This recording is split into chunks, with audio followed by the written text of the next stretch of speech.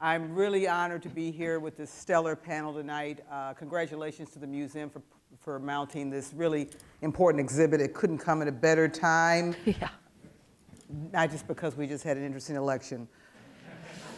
One of the things that I loved about the exhibit is how it's organized chronologically, and as was mentioned, it goes by month, and it just so happens, as was mentioned, that in this month, on this date, two very special things happened. It was Shirley Chisholm was elected to Congress as the first African-American woman to serve in the U.S. House of Representatives from New York, and Richard Nixon was elected. A couple of really interesting bookends there, huh?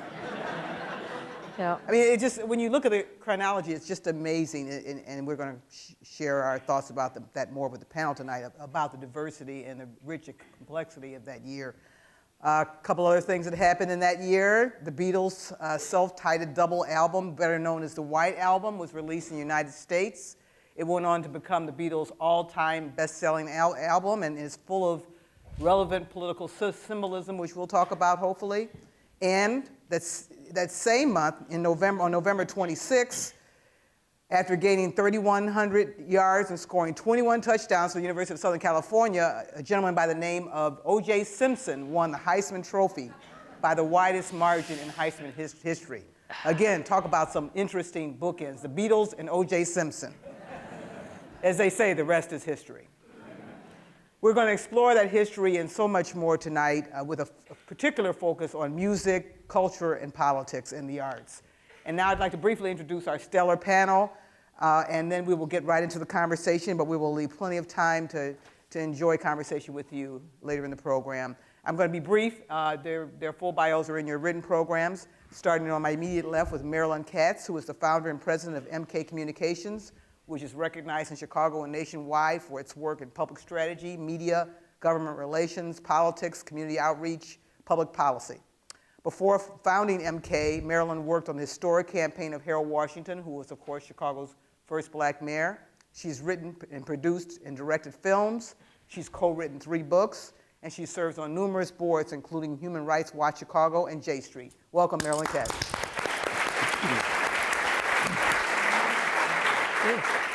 Laura, don't leave out SDS. All right. She's going to tell us all about that. Bill Kurtis is an acclaimed television documentary host and producer and a news anchor. As you know, his multimedia production company has won much acclaim, Kurtis Productions, for things including the Peabody Award-winning PBS series The New Explorers, investigative reports, and cold case files for A&E, as well as American Greed for CNBC. He can currently be heard weekly on the NPR show Wait, Wait, Don't Tell Me. He tells me he's headed to Austin to do a show down there tomorrow. His previous career included a 30-year stint at CBS, which included anchoring in CBS 2 Chicago, where he covered many of the stories that defined 1968. Da-da-da-da-da-da-da-da-da. Yeah. Bill Kurtis. That was good.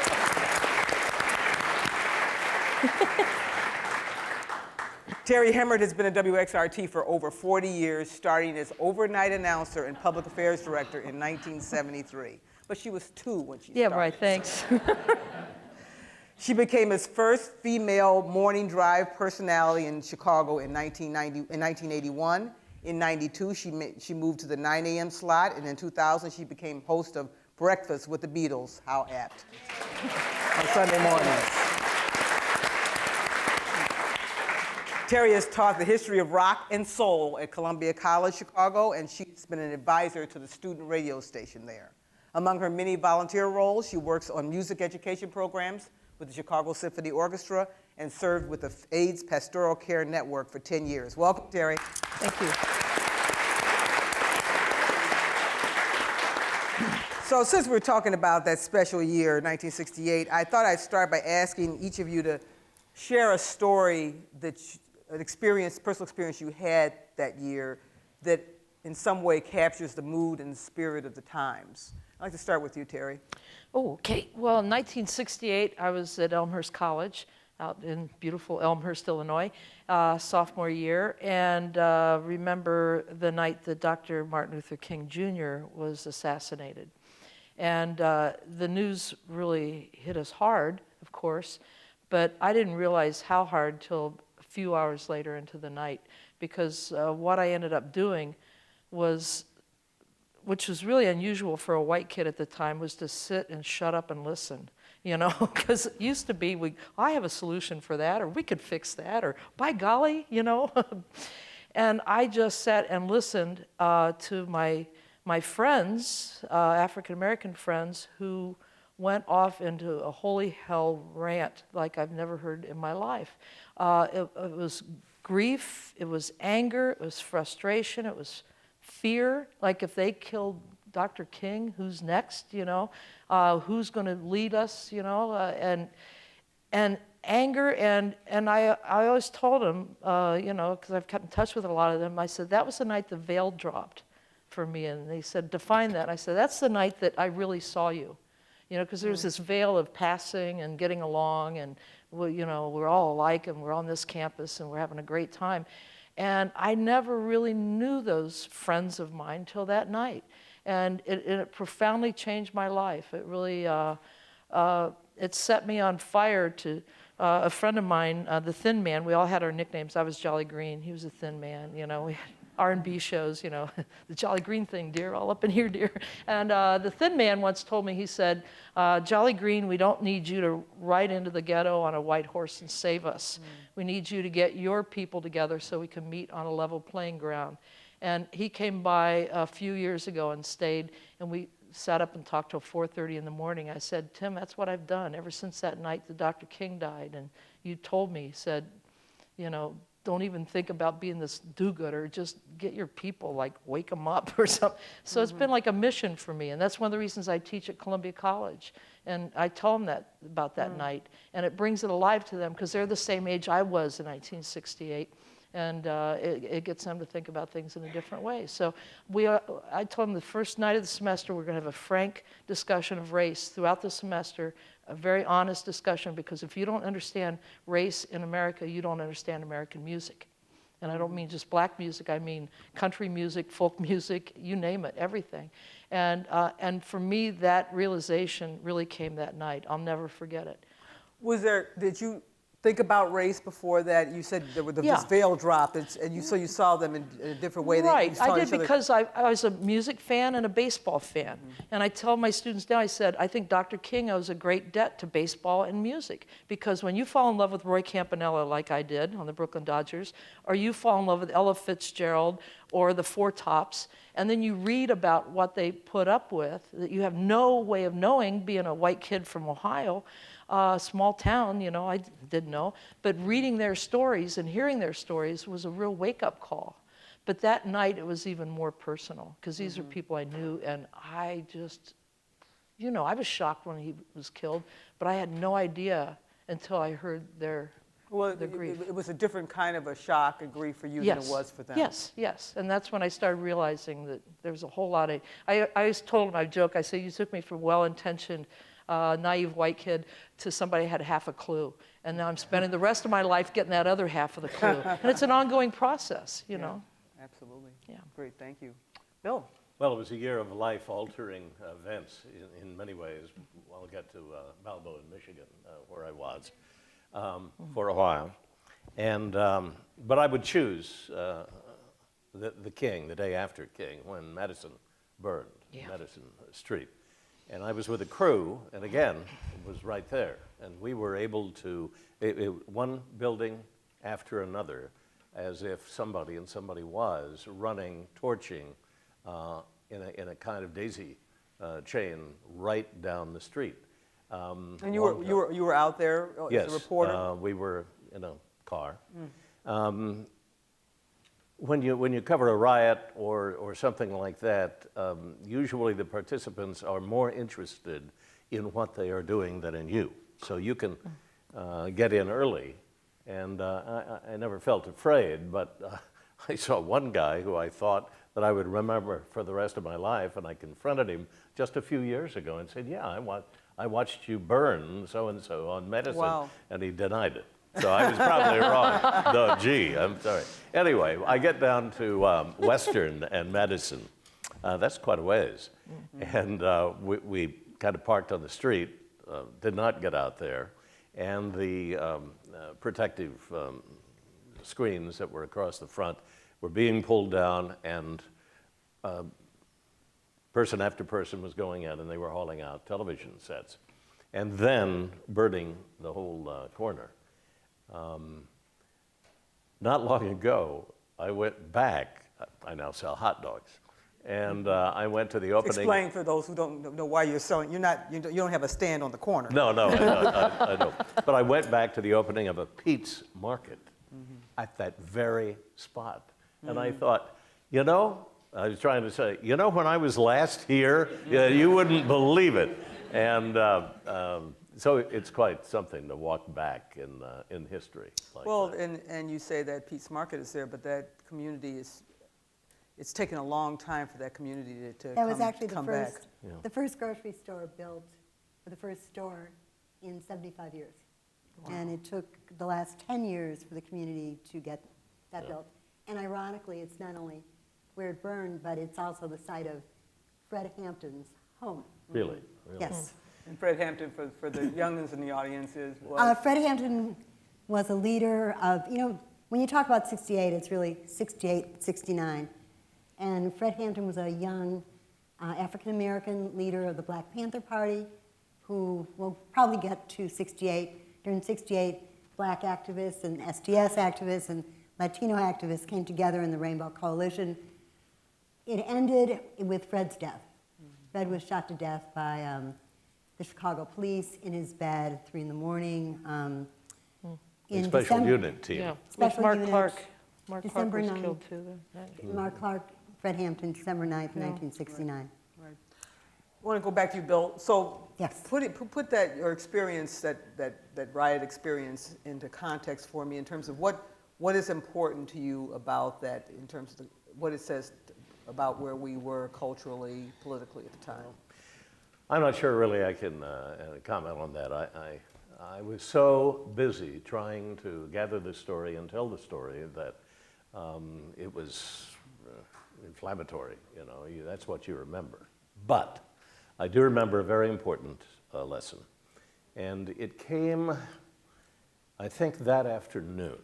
We in the media had all adopted, I mean the management, a policy of not broadcasting uprisings, if you will, or events or incidents on the South Side for fear that it would transfer, communicate to the West Side and light the West Side. So everybody got together and said, okay, we're not going to do it. So we suddenly come into some of the avenues where people are trying to leave out of the loop, commuting home. And they stop at a stop sign and are pulled from their cars and beaten. And they can't get home, they're stuck. Because of what we did not do, they drove right into danger.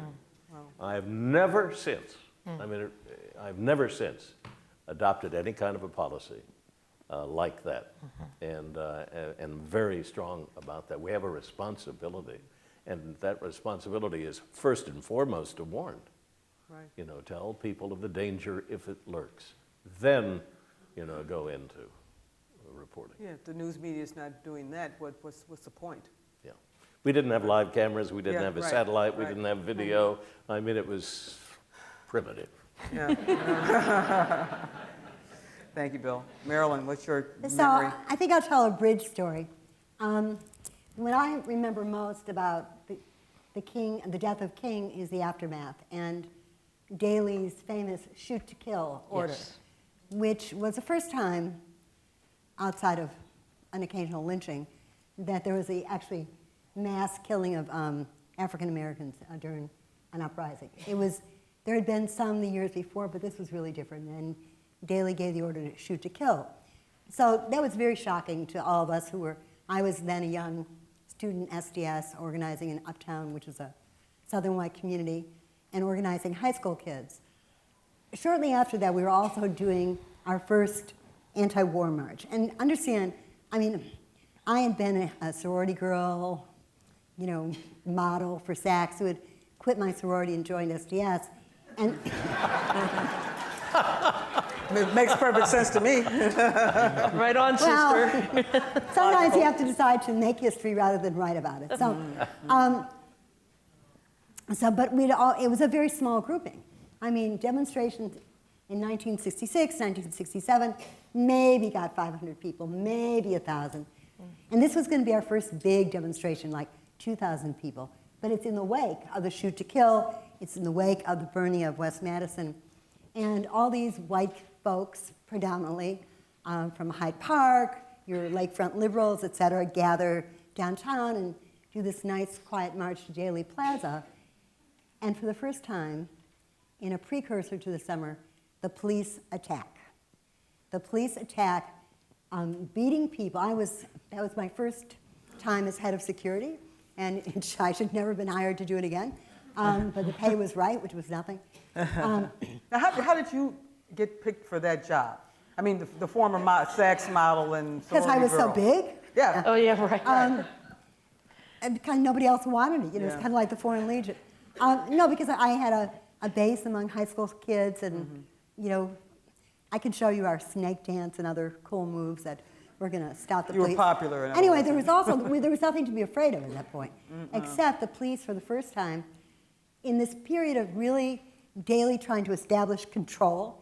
Black people had rioted on the West Side, and Puerto Ricans were rioting on Division Street, and here were these uppity white kids from Hyde Park Academy or whatever it was called then, and the police beat the shit out of people and beat them into the subway and arrested 400 demonstrators on the spot.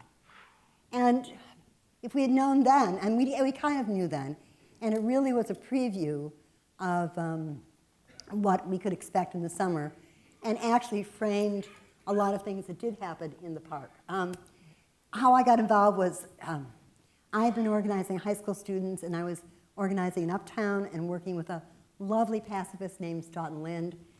And Dave Dellinger, because the Democratic Convention was to be in Chicago, the anti-war movement decided to make Chicago its headquarters for the year. And we can get into this later, but that was still, until April, it was a period of hope. There was a massive outpouring of anti-war sentiment.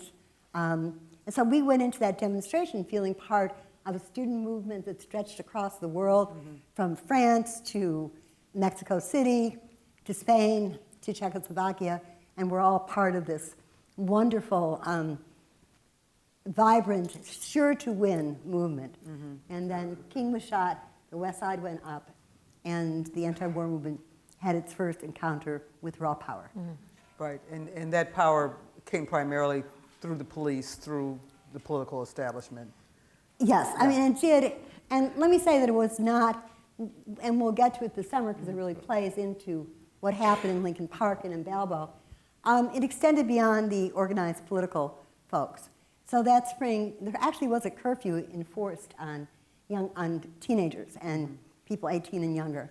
And throughout the city, the police had decided, there was a flowering of youth. I mean, we're talking about, the pill existed, marijuana and LSD was kind of floating around the city.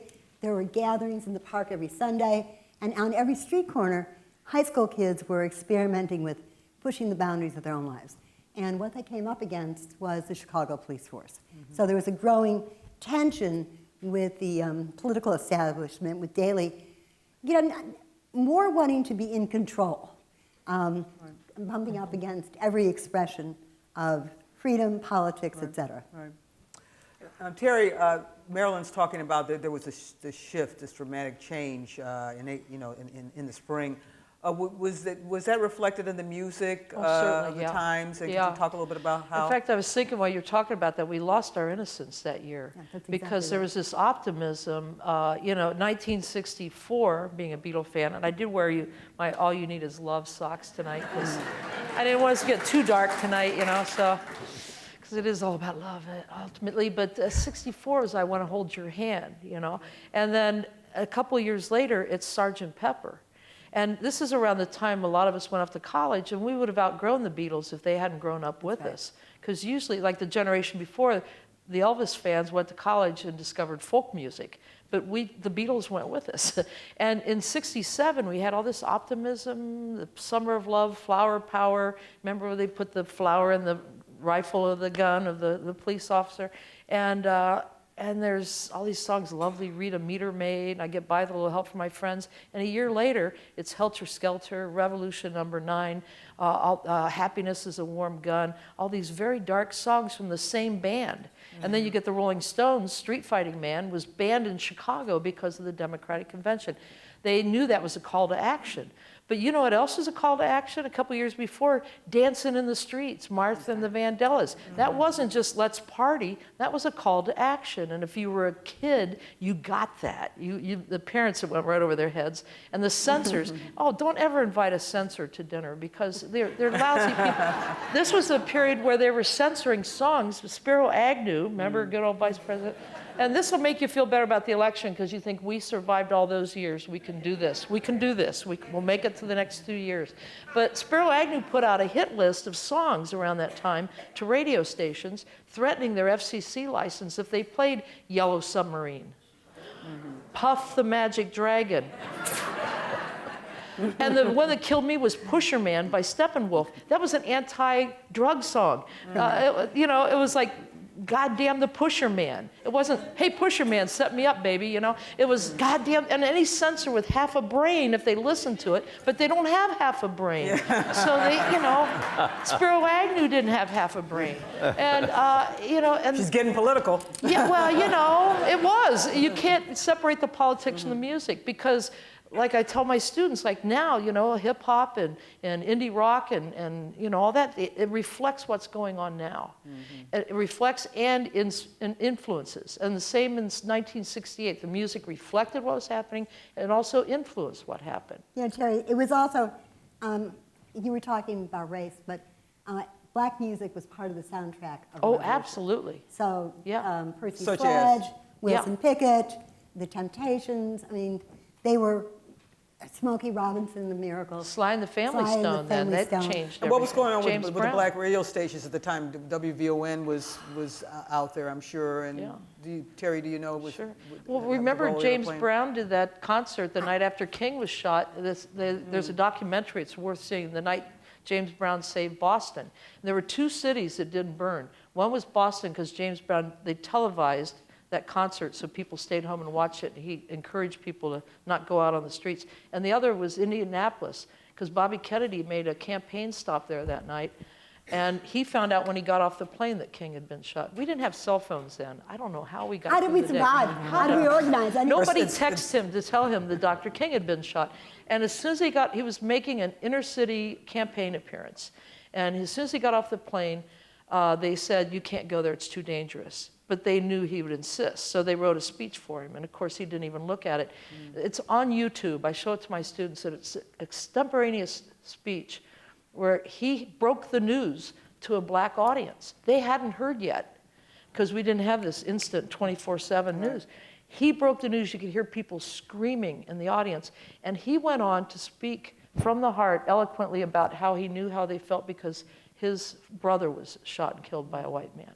And he went on and quoted Aeschylus. Now, I tell my students this story because I said any focus group now would talk you out of, you can't talk about Aeschylus to a black audience, it'll go right over their heads. But he talked about the drip, drip, drip of tragedy and how somehow we make it to wisdom. He was much more eloquent, but that's the gist of it. And he spoke to these people in such an honest, profound way that they went home. You said there were 2 cities that didn't burn. Indianapolis, where Indianapolis and Boston. and Boston, where Right. James Brown saved the night. And that to me is a real lesson. And let's address what's going on here. Let's not dance around it. Let's address it and be honest. And Let's Bobby not run nailed away it. from And then a race. couple months later, Bobby was gone. Yes. Bill, you were in the thick of things during the Democratic National Convention, and that was you were talking about this backstage. You spent how many days? 4 days. 4 days, Sunday through Out Wednesday. on Balboa in Michigan as a journalist reporting the story.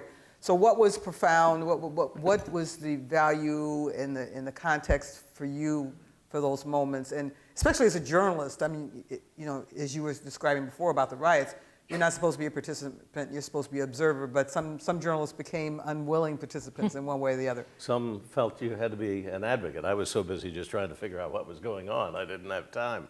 But the lead up is like a drama, almost a movie, because you have the kids arriving, 30,000. You have Daley not wanting to be embarrassed because his friend, Lyndon Johnson, had decided to hold a convention in Chicago.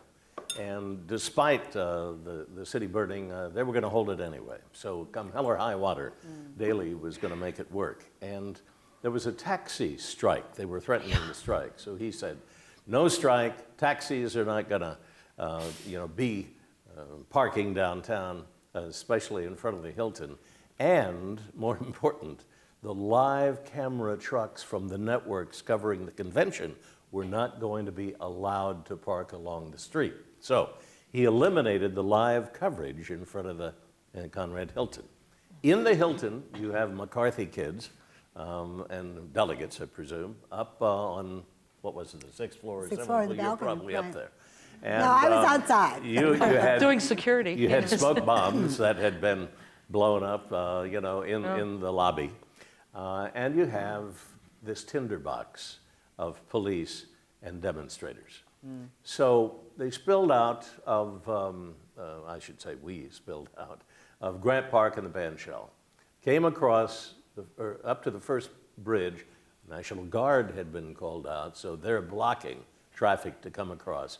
And I think we got up to Jackson. It was the one near the Art Institute, and they spilled onto Michigan Avenue and then came down and were blocked by, I recall, could be wrong, a single line of police standing shoulder to shoulder at the corner of Balbo and Michigan, right in front of the hotel. And they came up, and you can see the pictures, sang for a while and shouted in protests. Then they sat down. Now, time is fleeting for someone of age, but I remember that it extended for at least the light until darkness, and we see the darkness when the famous pictures of the cops going into the crowd were taken, and it just cooked and simmered. You have the police that are standing there and pissed off, and not of strength. If you recall the demonstrations just recently that we had NATO. you had 3 and 4 ranks of Deep, police. yeah. That's one of the lessons. So they're stretched across. There was a point and I was on a car right there with a couple other guys, and we smashed the roof in. I never found out the owner.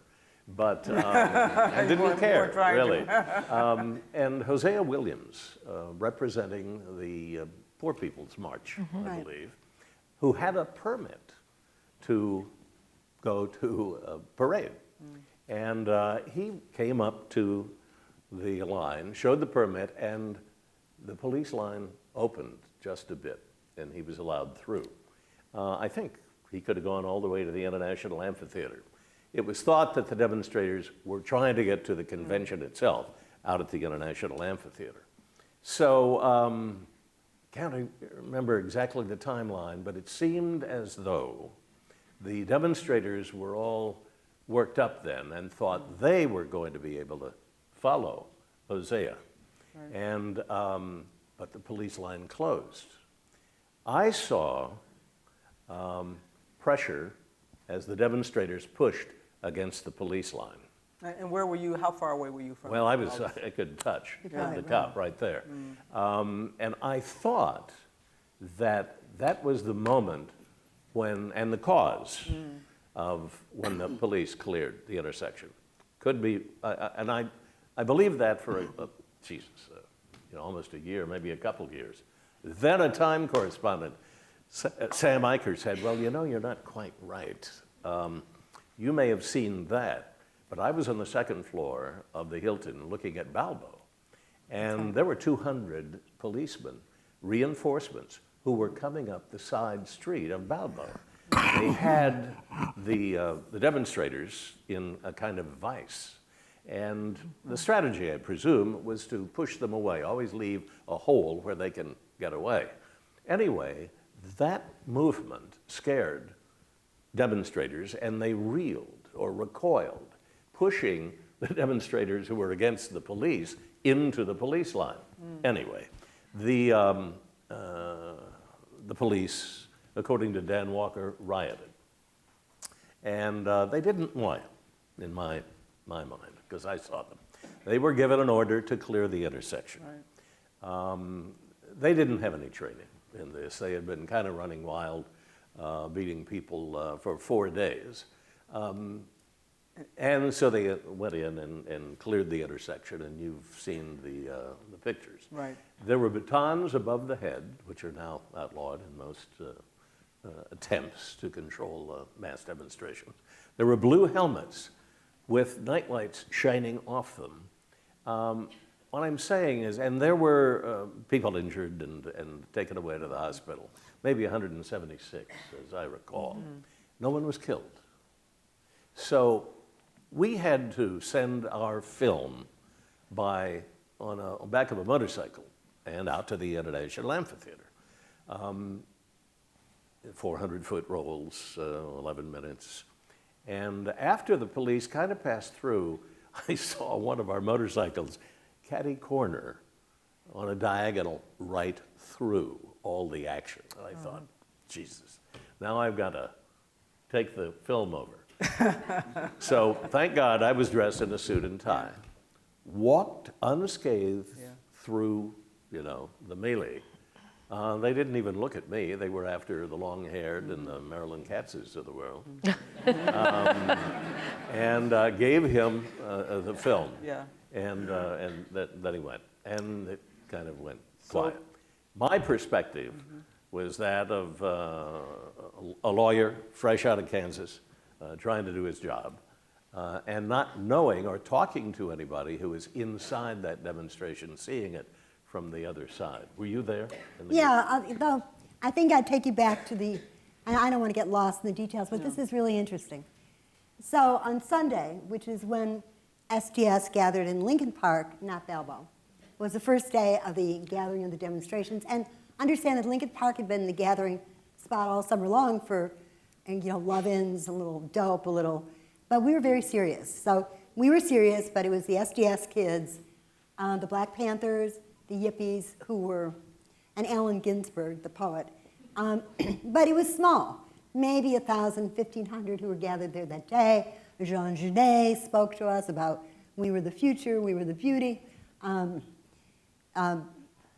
David Hilliard, Bobby Seale spoke, and they spoke at Lincoln Park, but it was a pretty peaceful thing. And the Yippies are handing out dope lace brownies, which I thought wasn't a really good idea as head of security. I mean, you got to move. Right. And we're practicing our snake dances as we had been all week. And then darkness falls. But we were small. Maybe by that time we'd gathered another 500 people. And the Daily had set a curfew. He said we had to clear the park by 10:30. And we were saying, the parks are for the people, the parks are... they didn't agree. So at 11 o'clock at night, from what is now the Latin soccer field, very close by here, come fire trucks mounted with big lights and spewing tear gas. Now, you may have heard of the famous gorilla nails. The what? The gorilla nails. Oh, yes. Which, I had to confess now, 40 years later, they were my invention, and they were meant to throw on the ground to slow down the fire trucks. They didn't work, but they were not anti-personnel weapons. But these fire trucks come across, and in front of them are police with gas masks, and they come marching through the park. And there's Allen Ginsberg, and everybody's going, oh, and everybody's stoned out, and I'm trying to get everybody to move. But what happened is that first night, the cops, for the first time, go into the crowd, beat the kids.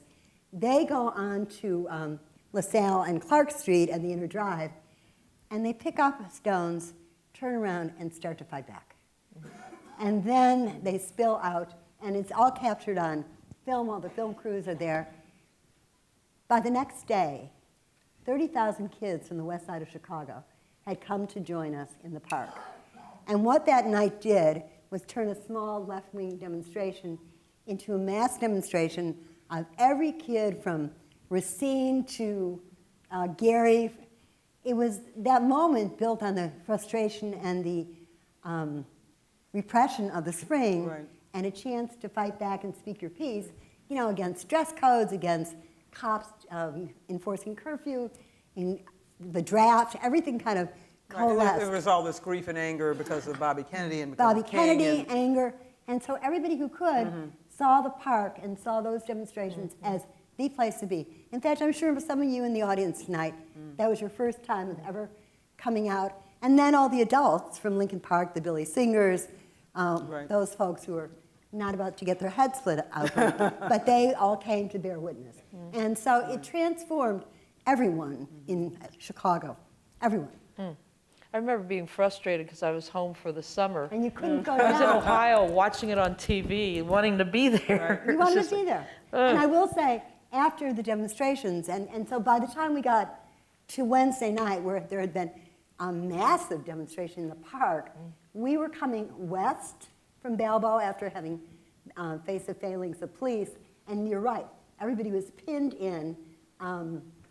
They had a strategy. They had a strategy. Right. On Sunday night, we had a couple, and probably more than that, members of the media. One is here tonight, I believe, and that may have been it. And you know, a head hit and blood coming down. So we had a delegation go down to the police department and said, "Hey, beat the kids, but we're working. Thanks. Thanks. Wow. We're working." And, I'll remember that. and we tried.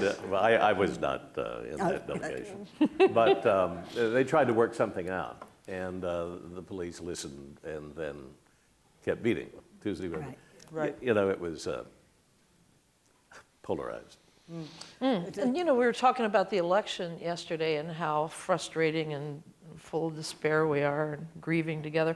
But keep in mind, we survived that year, 1968, when Richard Nixon was elected president. And I often stop and think how different the country would be now if Bobby Kennedy had lived and been the one to be chosen in Chicago and gone on to win the presidency. Right. How different it would be. And then keep in mind, too, just so you know, we've been through dark times before that. George Wallace did really well as a third-party candidate that year and won several of the southern states.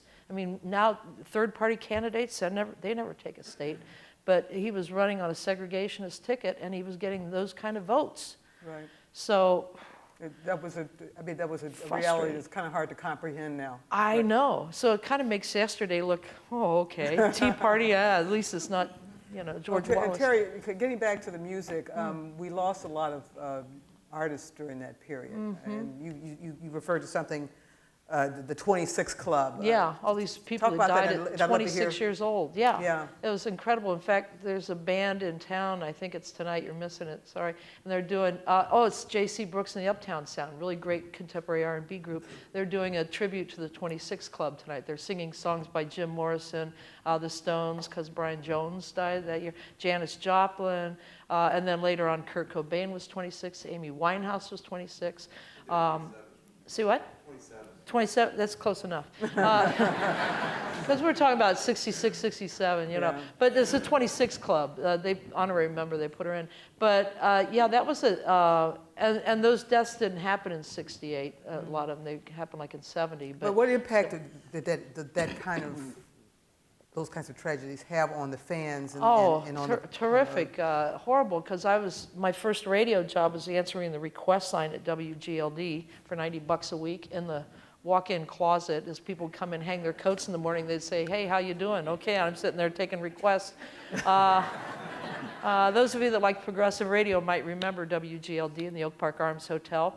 I used to get on the elevator with all the other like hippie-looking people. It's an old folks' home, basically, and they get on the elevator. But then WBMX came in later, and I worked for BMX, which became V103. And all of a sudden, you had guys with huge afros getting on the elevator, and that really freaked them out. So, you know, it was a fun ride, the elevator ride up those 4 floors. But answering the phone, when Jim Morrison and when Janis Joplin and when Jimi Hendrix died, I felt like I was working at a crisis hotline because people really, well, you know, you identify with these musicians, you love them, you put pictures of them up on your bedroom wall, you know, when you're in high school or even as an adult like I am, sort of. But you know, you really connect with them. They change your life. You feel like you know them. Like the first time I met Paul McCartney, I thought, I know him better than I know anybody I went to high school with. He doesn't know me from Adam.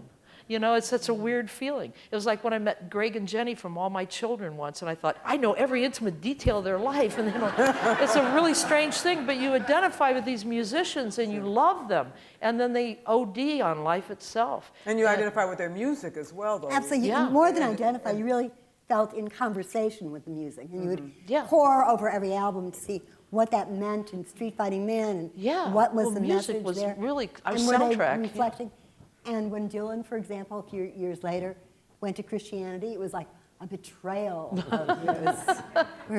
And wasn't the White Album in particular, I mean, the Beatles were sort of known for all their symbolism and the Right. hidden messages and everything. Wasn't it, what was going on with the White Album? Because that was a key album that came out in 68. It was a very dark album, and I know you told an interesting story backstage. You should People share. would sit around and listen to the lyrics and read meaning into the lyrics. I went from the conspiracy trial in '69 out to cover the Manson trial in '70 for CBS News.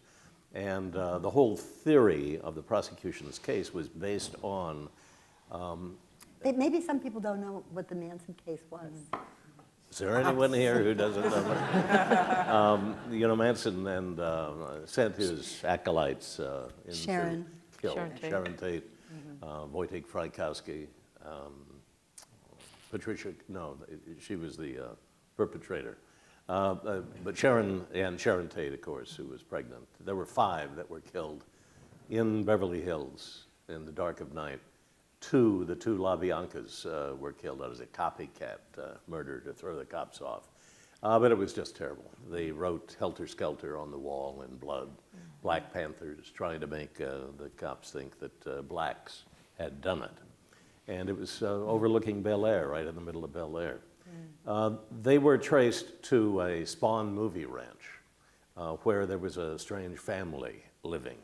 And they would run around naked, and the father figure was Charles Manson. Small, been in jail for 27 out of his 36 years. I'll shorten this, Laura. And anyway, they get to the trial. You were talking about the And music. Bugliosi was afraid that he wasn't going to be able to tie Charlie because Charlie wasn't at the murder scene, either of those 2 murder scenes. He sent out Sharon Tate, Patricia Krenwinkel, and Leslie Van Houten and Tex Watson to do his killing. But he had created these zombie types with the drugs and the sex, and it's quite a story. You probably know the story. So we hear Helter Skelter. That's a cut on the White Album. We hear about Revolution 9. Revelations comes from Revelation 9, that speaks of 4 people who speak with mouths of lions. And Charlie said, well, lions, long hair, that must be the Beatles. And they're trying to tell us something here, to have a Holocaust that will wipe out the world, but a chosen few will escape by going to the deepest spot on Earth. What's the deepest spot in the United States? And one of them on Earth, Death Valley. So we'll kill all these folks. We'll touch off a black revolution. The whites will kill the blacks will kill the whites. We will rise up. How's that for having to prove as your prosecutorial theory? Well, anyway, Well, you know what Helter Skelter is really about? It's a carnival ride. Carnival ride? Yeah. From where? In England, you know? And it's go a bit- back and yeah. listen to the lyrics again. It's going up and then Yeah. going down Helter Skelter. But here it is. Very They cool. would sit around and listen Yeah. to the record and then talk about it. So that's how. That's crazy. Yeah. So before we go to a conversation with the audience, I just want to touch on maybe lessons learned, the legacy, and maybe start with you, Marilyn. What's the legacy of '68? Is there an arc, a line we can draw from '68 till today? Actually, there are 2. I mean, between 1965 and 1968, and when I was coming out of college, we had tremendous hope the world was our oyster, whether you were black, whether you were white. You really felt that you could experiment, that life and the movement was a line going up towards the light, that the whole universe, the whole world was on the brink of revolution, on the brink of peace, on the brink of a new day. By the end of '68, and definitely by '72, it had turned totally dark, and that people were hanging on by their fingernails. So that's one arc. And that, you know, in terms of loss of income, unions going down, the death of cities, although there is some rebirth, that all started right after, between '68 and '72 during Nixon's first term. Total change in mood. On the bright side, for us in Chicago, there was another story.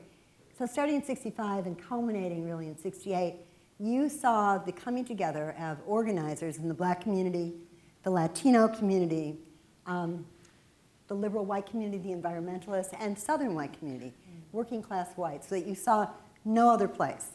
And we were all young. We were children. We might have marched with King to Marquette Park, but we were 17, 18, 19 years old. So for me personally, I left Chicago after Fred Hampton died. I came back at the appropriate moment. And for some reason, I got hired to do the media and press for the Harold Washington campaign, his third attempt and the one in which he won. And when I went to my first meeting in January 1st, 1983, who did I see but all the grown-ups who I had worked with in 1968. Wow. So in 1982, the Leon Finneys, the Al Rabies, the Chacha Jimenez, the Chuy Garcias had all formed an organization as young adults called ProCan and formed the nucleus of that movement, that interracial movement that had grown up 10 years later and actually formed the core of the Harold Washington campaign. And it was that coalition that brought him to victory in that year. Fast forward, you know, things continue to grow. And I hadn't done a lot, but in 2002, a year after 9/11, I got a phone call asking me, saying, I think that Bush is going to war. What are we going to do about it? So I organized the first, what I call, the first demonstration by email. And who did I go to turn out 3,000 people in 7 days? The same, now by email, a lot of the same people, the Leon Finneys, and Laura Washington, everybody got the same group that had grown up and expanded and showed up on October 4th, 2nd, 2002, including a young man named Barack Hussein Obama, who then at that moment makes a speech against the war that sets him on a trajectory to the presidency. When Barack decided to run for Senate, although he had added some friends in Springfield, that core of people, grown up now and expanded, that had forged a politics as well as relationships between 1965 and 1968, was the core group that that was the nucleus of Barack's both Senate and then presidential campaign. You mean that Muslim socialist president? A Muslim socialist president. No, the Kenyan one. Who's really Kenyan. Oh, well, he's Muslim too, yeah. So, I mean, to me, sometimes people get very dismayed, the movement fell apart, what happened. But in my life, and what I know, and Laura knows because we see a lot of the same people, most of the folks who I knew in 65 to 68 have spread out, working on different stuff, but are as vigorous and active in their own ways. We didn't get the revolution that we thought we were going to get. But the struggle is long, and, you know, it's... We seldom do get the revolution. We think we're going to well, get it's true. It's life, yeah. And probably and the friendships are great. Yeah. Absolutely. And folks are still out there working in the Yeah. trenches. Chuy Garcia, you mentioned, is now, now? looking to run for mayor of Chicago. How apt. Terry and Bill, do you have quick reflections on legacy, on lessons learned? Well, it was kind of ground zero for so many things. It was ground zero for police to train and handle mass demonstrations, right down to Ferguson, Missouri.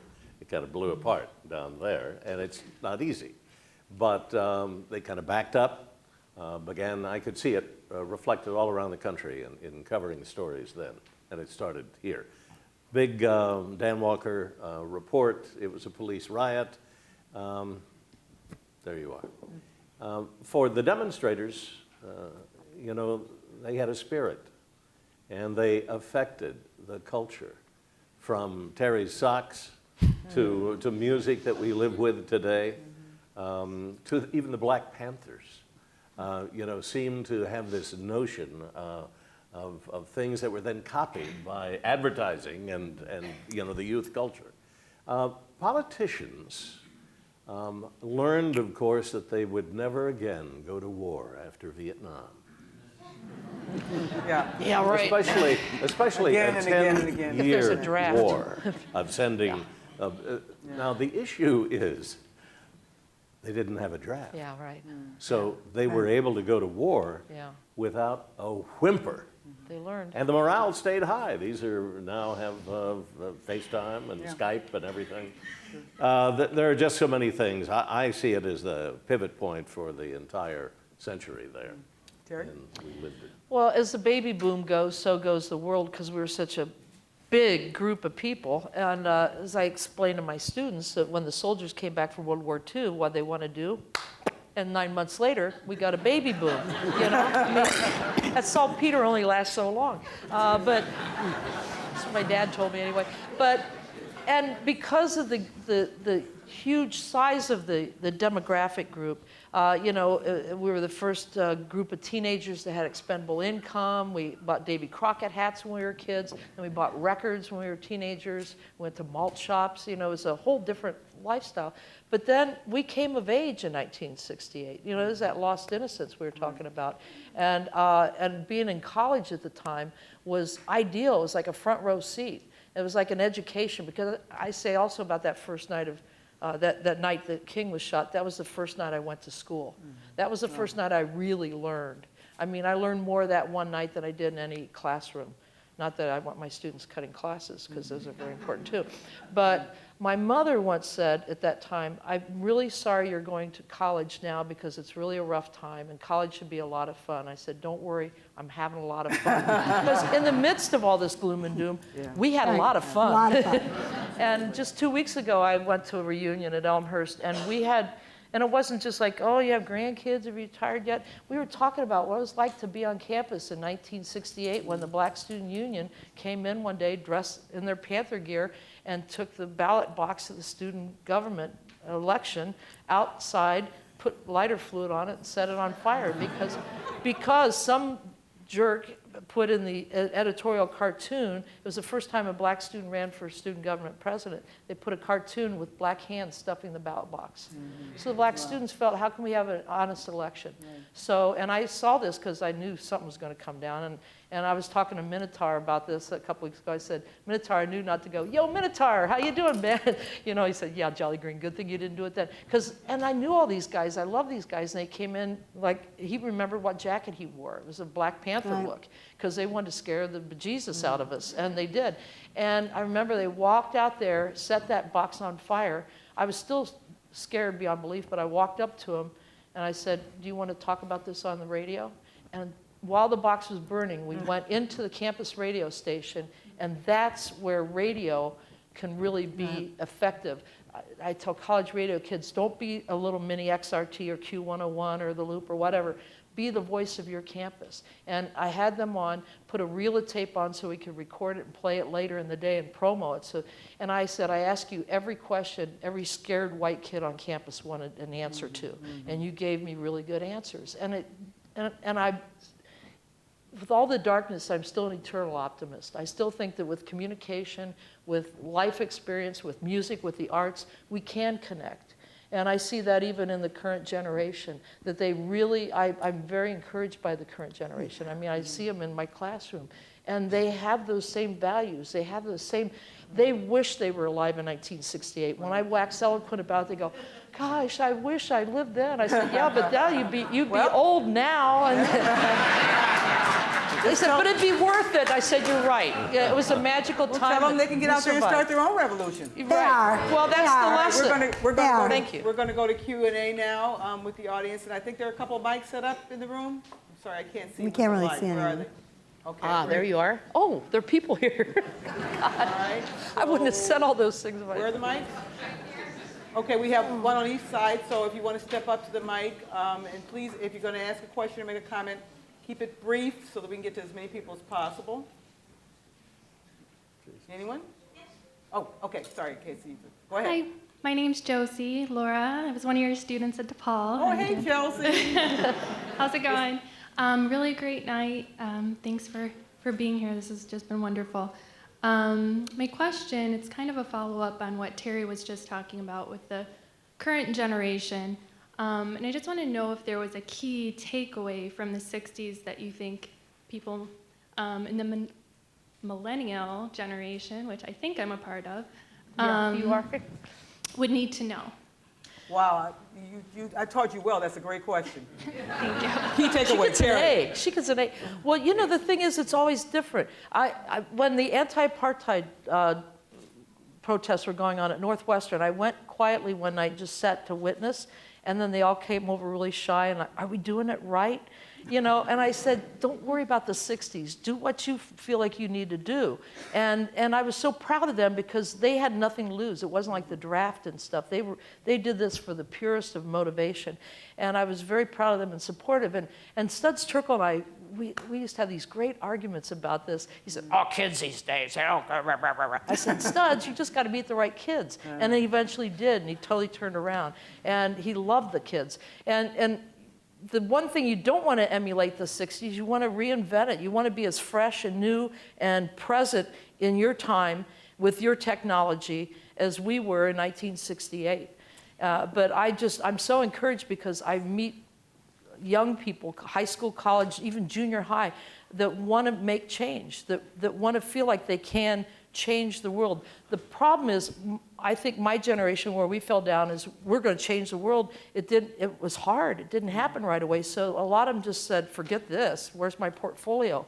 You know, but the thing is, it's a lifelong journey, and things don't turn out the way you hope they do, but things do move forward. Things do get better, and then they get worse again, and then they get better, and that's life. But I really am encouraged by the enthusiasm, the brightness, the integrity of the current generation. I encourage you to figure it out, because we figured it out on the way, you know, and it's different now. You can't copy Right. what happened in 1968. Marilyn, did you want to add? Thank you. Yeah, I mean, I think two things. I think there's been a huge, I think the Occupy movement, Yes. which was predominantly young people, changed the entire dialogue in this country. But it was and that was really important. They did what we did during Vietnam, stripped away a veil, showed a reality. And I think that we've all benefited from it, even though it doesn't always seem that way.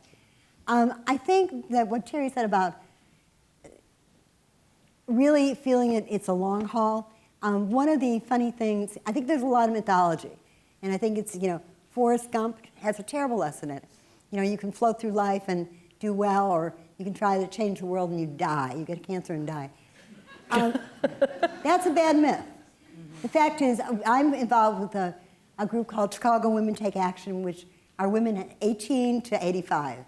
And they learn from each other, and there are no rules. The only thing that I think I would change a slogan we had. It used to be, speak truth to power. And I have a new slogan for young people and for old people. It says, speak truth, take power.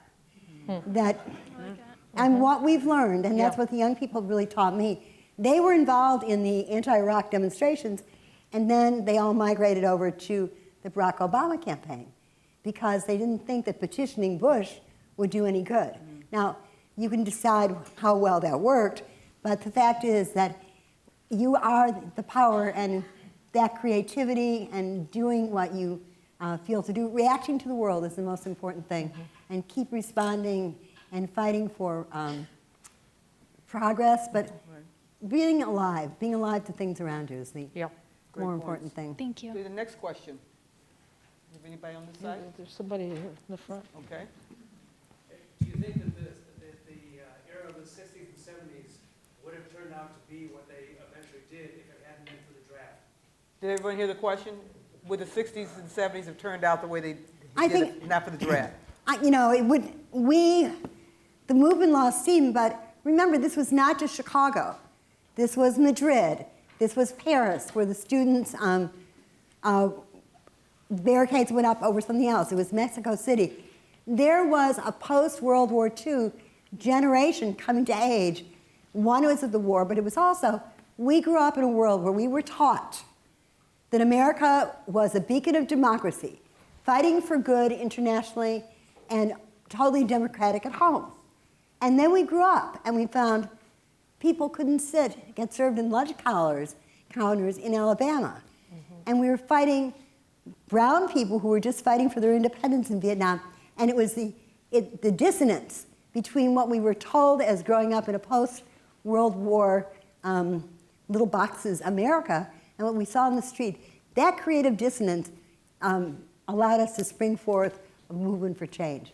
That's where change happens. When there's a dissonance between what you hear and are told and what you see. I think it was the draft. You know, you had 58,000 dead and, guys going over. You have to have that element of really serious repercussions, and it was the draft. We have something to learn from Vietnam, though, and I don't mean the war, I mean the Vietnamese people. I went to Vietnam in the 90s when they first opened up to tourism, and it was like a pilgrimage because I wanted to see, I meet with people and say, how you doing? Are you okay? Because, we don't know you really. Vietnam was a war, and they call it the American War over there. But they separate government and people. They don't blame the people of America, they blame the government. And that's a neat little lesson, too, because sometimes we tend to lump everything all together. I was the first one back Yeah? in 1980. Went over Wow. to cover Agent Orange, and they thought I was a hero. They were saying, are the Americans coming back? And we were having dinner, and there were a bunch of Russians there who essentially had saved them. The Vietnamese came to us Yeah. because they thought the Russians were boorish and smelled. There. Question? Is there someone up to the mic? Didn't the White Album have another original cover that was kind of transposed for political reasons? That was the Butcher cover you might be thinking of, where they had bits of meat and baby body parts and white jackets, and then they. Did the American government make that White Album the White Album? No, that was no, because they did cover up that other cover. That was a couple years previous because they realized it wouldn't sell. It's commerce. The White Album was a response to Sgt. Pepper, the busyness and the color of Sgt. Pepper. They wanted to go stark, just nothing, except for that little thing that said the Beatles and the serial number. They wanted to just show the other side, artistically, the other side of Sgt. Pepper. It's a completely different world a year later. Next question. You can feel free to make And a I'm- statement, too. And I'm going to allow me to repeat it because CAN-TV is here. We want to make sure it gets picked up. Yes, sir, you right there. I agree with you. There's a lot of hope out there. I taught for 39 years, and there's always hope there for young kids. Thank you for your service. Really, because really, they say that to people in the Army, but, that's service, what you did. And sometimes it's like going to war, sometimes it's hard. But I enjoyed it more than I would have the Good. service. Good. But I'm just a little story about hope. I'm an autograph collector. I have grandkids from age 7 to 13. And whether they like it or not, I give them autographs for every occasion. And my 7-year-old granddaughter got an autograph, came into my house in September, and I told her to choose any autograph she wanted, and she insisted on Barack Obama. wow. Great. And I said, why do you want Barack Obama? And she said, I like him. And I said, how in the world, what do you know about Barack Obama? And she said, our teacher talked about him in kindergarten. And I said, that's fantastic. And she goes, that's not Barack Obama, that's Martin Luther King, isn't it? So, Oh, so she thought she was getting a Martin Luther King autograph. oh, okay. And I just thought that was a great moment. So she has it on her shelf with Taylor Swift and some of her other friends, but it gives me great hope. Yeah, absolutely. Thank you. Yes, gentleman over here. There's a woman there, too.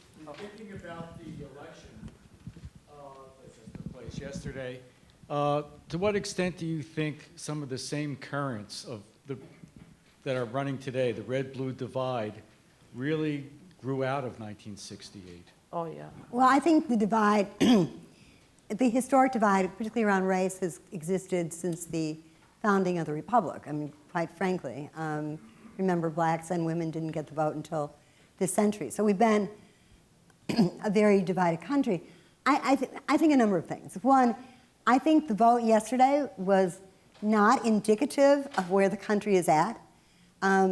If you look at the issues that were on the ballots where Republicans won, minimum wage won 80-20, 75-30, keeping Obamacare and keeping abortion and contraception within Obamacare in the 6 or 7 states where Republicans won overwhelmingly 70-30. So I think it's a mixed bag. I mean, there are two things, and we are a divided nation, and we get more divided when we get scared, and people are scared. They're scared about the economy, they're scared about the employment. Look, since 1969, since this heyday, people have lost 30% of their income. The vast majority of Americans, as we learned from Occupy, but just go look at, have lost 30% of their income. They would be making twice as much, not only on minimum wage, but every quartile except for the top has lost, and particularly in the last 5 years. And it's true in Chicago. So people, I mean, we can look at the stock market, but for most people, life is not better than it was in '67. Right. So I think and in that period of time, you also have the demographic changes where in 20 years, this country will be, there will be majority minority. And that the older white folks who consistently vote, or tend to consistently vote Republican and to the right and form the base of the Tea Party, will be a minority. Right, they're scared of that. And they're scared of that. You know, a lot of the right-wing commentary people will refer to '68 as one of the worst years in American history, and we think it was one of the best. But I found this was a divided country in 1970 when I graduated, went back to Ohio for a short period of time, and a man that I worked with one summer that I thought was a friend, referring to Kent State, said they should have shot more of those kids. Right. And I said, you know, that could have been me. That could have been it. Right. If it happened at Kent State, and being from Ohio, I knew Kent State was not Berkeley. It was an agricultural college in the middle of Ohio. You know, that it could happen anywhere. It could happen at Elmhurst. It could happen at College of DuPage if it happened at Kent State. And that's when I really saw the divide. But I do think that '68 exposed the fractures that had existed for quite a long time. Nobody thought about black power or blacks until the lunch counter sit-ins or the Willis wagons here. And technology has a lot to do with it, too, because we are, like, so inundated with it on And top connected of it. to But what will it take for the politicians to get the message that the people want them to do something? They want to eliminate the gridlock. They want to accomplish something, Right. and that means get the country back on track. And that probably did So- not happen yesterday. No. Back There was here? a woman up here? No? Yeah, there was a woman. Woman, yes, the lady back there. Yes, you. Yes. Wait for the microphone. Okay.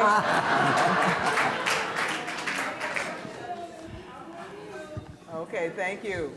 Can I ask a question? Yes. I'm not exactly sure how I want to frame this, but I'm wondering if the baby boomer generation that we're all talking about having these profound experiences in the 60s and 70s and so forth, I wonder if we have become somewhat cynical and are leaving hope to the young. And I wonder if we shouldn't be leading our own generation to a more active, organized, contemporary activism? Great question. Yes. How? You know why? You've got money, you've got experience, and you have years to go before you sleep. Right. Yep. And how, too. Yeah, and all it takes is a little organization. And somebody's going to pick up on that. But it's absolutely true. I mean, if we let the revolution start now, here. Marilyn, Well, and we all have you're an organizer. influence too. You have influence in that classroom, and you know, you had influence as a teacher. We've influenced those of us on the media. You have influence if you're with a group of women from 18 to 81. We all have our own skill sets, our own world, our own context, and our own circle of influence. Use it. Use it or lose it. Remember what we used to say in 1968, if you aren't part of the solution, you're part of the problem. Yeah. There's a lot of people in this room right now.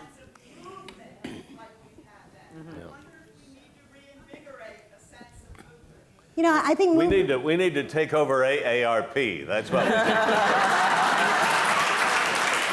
You could be security for our. I'm better now. Yeah, Barbara, you know, we could leave the Pilates brigade to really do all the security with me.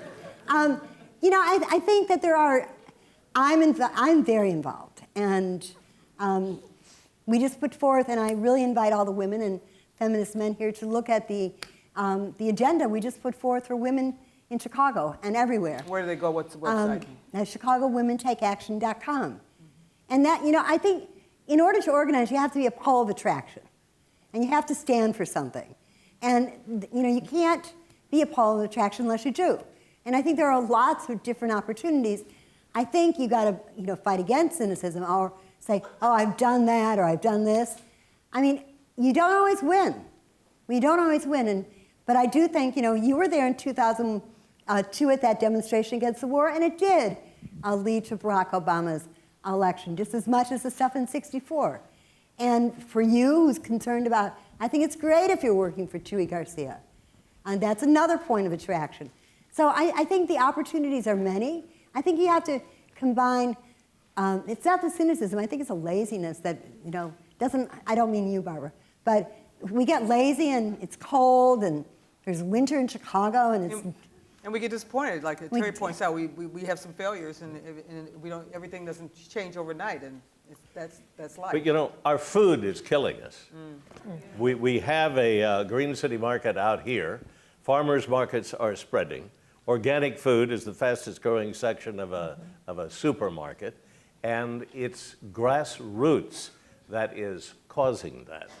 It's causing sugar, salt, fat to be reduced by the big corporations. Why? Because you have all the power, not only from the Constitution, from your pocketbook. And if you just stop and think, I was moderating a panel in front of plumbers, and a guy got up and he said, all we need to do is one thing to get people while they're brushing their teeth, turn off the water. Yes, right. And then turn it back on after they're brushing their teeth and rinse it off. One little thing. Do you think we'll do it? Yes. Yes. I think Yes, have we time for can. one more question. Yes, you. Yes. I hate to bring this down from such a lofty level, but I want to go back to something Bill said and something that you were talking about also, Marilyn, and that is the role of the police in our society. So the big issue around 68 was it a police riot? How did it start? And then, Bill, you also mentioned Ferguson. And Terry, you talked about Kent State, which wasn't the police, it was the National Guard. So what is the role that you see for the police in our society? How is it different now from what happened in 1968? And where are we going with this? Homeland security and the fear of terrorism. And you have to respect it, but that has fueled all the heavy equipment that the police have. Every department has a SWAT team. I mean, they come dressed up for every domestic occurrence. So that's the escalation. And I'm not one to say don't do it, because when you have to go into a situation, you don't want your police to be killed. But There needs to be a readjustment, I think, of the attitude. You know what I'd do in Ferguson? Pull them out. So when Bill said that earlier Don't even about see. being better trained, when I was reading a friend of mine's book called Unrepentant Rebel or something like that, and he was writing about 68, and he was writing about his delivering of goods to the Wounded Knee during the siege. He flew his private plane in and dropped the goods into Wounded Knee while it's surrounded by FBI. He'd be in Guantanamo. He delivered penicillin to the Vietnamese during the middle of the war, because they had none. He'd be in Guantanamo. I think about what we've lost. When we did this demonstration in 2002, one of the reasons, I mean, people were scared. If you remember the atmosphere after 2001, college campus professors were being turned in for saying nice things about Muslims. And we decided, even the five of us who first met to plan the demonstration, that either you expand public space or you lose it. And we've been losing it. And to me, the kind of militarization that you see, you even saw in 2002, but you really saw it during NATO, is chilling. It is having the effect that it's meant to have, which is to chill dissent. I mean, can you imagine our founding fathers going to go to the Tea Party? They're going to, rail against the British, but they have to sit in a bullpen where the British can't hear them. I mean, do you think Martin Luther King would have stood behind, in a dining room to make his speech on the Mall? Democracy requires the interface, the growing of dissent, and for voices to be heard. And I think the police are increasingly, and the laws that are perpetrated, Homeland Security, are the real danger to democracy. Jerry? And I think living in Chicago, we've been talking about all the violence that came down in '68 during the demonstrations, but to me the most horrific problem we have in Chicago is the children that are shot and killed, sitting in their grandmother's living room, walking to school, and that's where I feel that Marvin Gaye song makes me want to holler, throw up both my hands, and I'm tired of feeling helpless. So, you talk about how we're isolated, and there is that feeling in contemporary times of isolation, but we do have computers. So I've, at the station, again, trying to use your own sphere of influence, I did a blog about the Pendleton girl, because to me that was the last straw. That was just, oh my God, Pendleton. Yes, if she was shot, none of those children, those are our babies, none of these children are safe. And it just freaked me out, so I wrote a blog about it and got the most inane trolls, like, well, they should move to a safer place. Quit being political. And I went out of my way not to be political. I didn't mention Barack, I didn't mention guns, I didn't, I just saying, can we just agree that we need to, do something? And, and again, going back to that thing, don't ride in the ghetto on a white horse, so I'm thinking through that, So I figured, the one thing I can do, and you've got it, then the one thing you can do, one thing I can do in the arts is let's get people involved. So let's go from that Marvin Gaye song to the Who song, Let's See Action. And I started a page to encourage people to let's get busy. Let's support these already pre-existing groups that are making the arts accessible to young people, because in our inner city schools, they don't have arts in the schools anymore. And look what arts did for us. If you were in band or choir or orchestra, it's not just you're learning how to read music, you're learning to build community. You're learning to connect. You're learning what it's like to really suck sometimes and to be fantastic other times, And let's support these groups that are already there. And so I've had kids like young poets from Oak Park River Forest High School, the Circus Team, these kids at risk that learn circus skills and perform and get tutoring and scholarships and trying to draw people in. These groups are already there. You don't have to make them. Let's get involved. Let's send them a check. Let's volunteer. Let's tutor. Let's be a chaperone. Because we had band boosters and all that when we were kids. People made sure we had our uniforms. We're the grown-ups and almost past that with this. But let's get busy and not feel that despair. And I'm not being Pollyanna-ish about this. I'm not saying this is going to solve everything and all these kids are going to be safe. But if you're involved with the arts, you don't want to die and you don't want to hurt somebody. It's a humanizing force that we've got to remember and support. So in my realm, I'm trying to, this is my victory lap here as I approach the end of my days on the radio, get people off their duffs and say, well, let's get busy. Here's something you can do. And it's not the cure-all. If I come up with a cure-all, then just tell me to shut up, because there is no cure-all. But it's something we can do, and it does make a difference. My mother was a music teacher. She said music doesn't change lives, it saves lives. It gives us purpose, it connects us. Let's do that. That's one thing you can do and not feel isolated. Inspiring words. Final quick thoughts from Marilyn and Bill. Other inspiring words. I don't know if it's inspiring. I remain an optimist. I really remain the same maybe kid, kind of aging kid that I was in '66 when I made that decision to make history, not write about it. And it's something I do every day, whether it's with mothers in Englewood. I mean, I think that's really what it means to be alive. Some of the things that we do are small. They touch one other person. Some of the things we do change the world. I mean, for whatever we could say last night, there are 100 women in the U.S. Congress for the first time ever. First time. That's something I feel like I had a part of doing. The Republican senator from South Carolina is a black man. Now, we may think that's weird, but it is something that is a mark of change. So I take heart, but I do think that it is inspiring, but it's a lot of fun. Make new friends, old and young, to act on what you see, to try to speak truth, to try not to be afraid. And that's what the friendships, that's what the 50 years of struggle gives you. A little bit of courage and a lot of friends that gets you through the night, as the Beatles would say. Bill, final thoughts. Well, one result of the 60s might be Barack Obama from Chicago, Yes. a black man as president. I'm not going to be inspiring because I'm just going to observe that 68, 78, 88, 98, it's a long time, and there are gaps still in our city as a result of the fires that have not been filled in. Oh, yeah.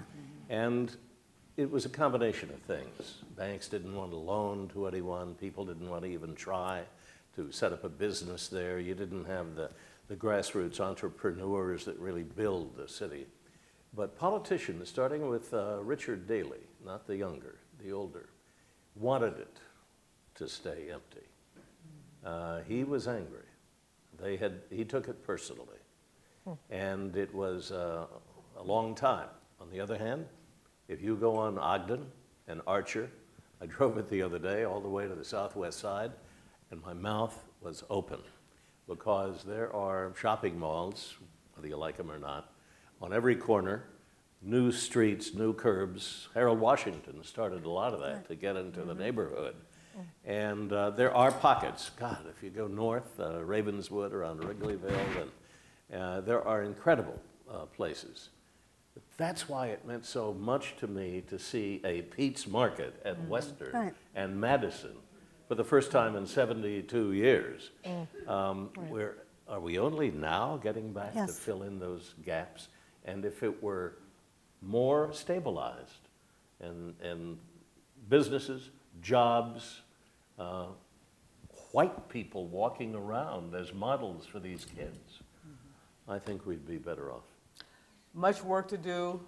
Thanks for your wisdom and inspiring words. Marilyn Katz, Bill Curtis, Terry Anderson, thank you for coming. Good job. Thank you.